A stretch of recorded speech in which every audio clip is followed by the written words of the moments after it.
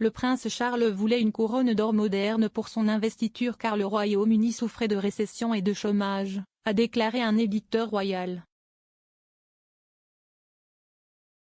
L'investiture du prince Charles a eu lieu au château de Caernarfon au pays de Galles le 1er juillet 1969. La commentatrice royale Emily Andrews a affirmé que le royal avait demandé une couronne moderne, en or massif. Cependant, elle a noté que le Royaume-Uni souffrait de la récession et du chômage et que le pays n'avait pas assez d'argent pour financer la couronne d'or du prince. S'adressant à Secret of the Royal Palace de Channel 5, Madame Andrews a déclaré « L'esthétique compte vraiment pour Charles, et il voulait une couronne moderne pour un homme moderne, pour quelqu'un qui avait des cheveux et des oreilles assez collantes. » Traditionnellement, une couronne était toujours en or massif, mais le pays était en récession et le chômage était élevé.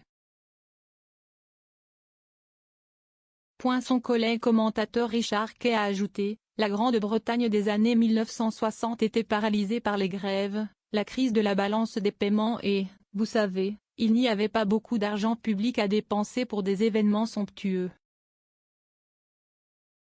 Avec seulement 5 mois avant la cérémonie, le célèbre orfèvre Louis Haussmann avait imaginé un design audacieux et ambitieux pour la nouvelle couronne, mais, le gouvernement refusant de payer pour une couronne en or massif, Louis Haussmann a tendu la main à un ingénieur chimiste, David Mason.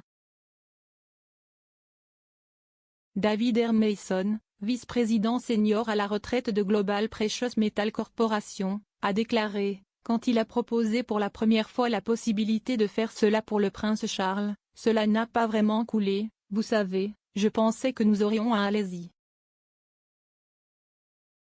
Le prince Charles a reçu son titre actuel, prince de Galles, de Sa Majesté le 26 juillet 1958, mais l'investiture a eu lieu après 11 ans, le 1er juillet 1969.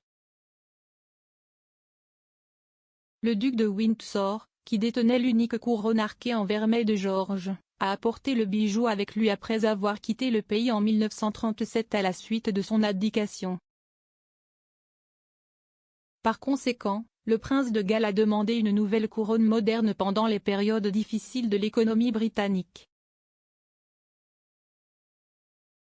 Ispani Barto, le fondateur de la collection Mana, a décrit les années 1960 comme une période délicate pour la monarchie. Il y a eu des protestations ouvrières en Angleterre.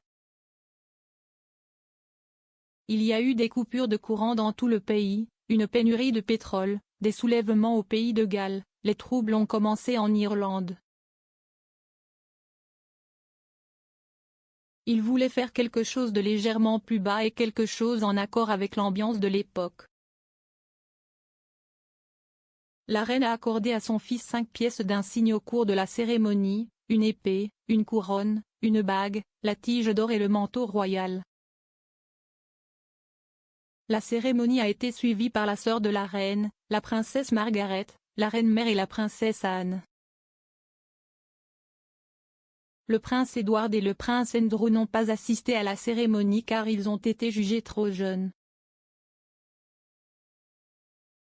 Le prince Charles a prêté serment et prononcé un discours, jurant fidélité à la reine et au pays. Il a dit, moi, Charles, prince de Galles, je deviens votre homme lige de vie et de membre et de culte terrestre, de foi et de vérité, je te porterai pour vivre et mourir contre toutes sortes de gens. Si est avec un certain sentiment de fierté et d'émotion que j'ai reçu ces symboles de fonction, ici dans cette magnifique forteresse, où personne ne pouvait manquer d'être ému par son atmosphère de grandeur usée par le temps, ni où je pouvais moi-même être ignorant la longue histoire du pays de Galles dans sa détermination à rester individuel et à protéger son propre patrimoine particulier. Une chose sur laquelle je suis clair et si est que le pays de Galles doit regarder vers l'avenir sans abandonner les traditions et les aspects essentiels de son passé. Le passé peut être tout autant un stimulant pour l'avenir qu'autre chose. Par l'affirmation de votre fidélité aujourd'hui pour laquelle j'exprime ma gratitude, ce ne sera pas simplement un faible espoir.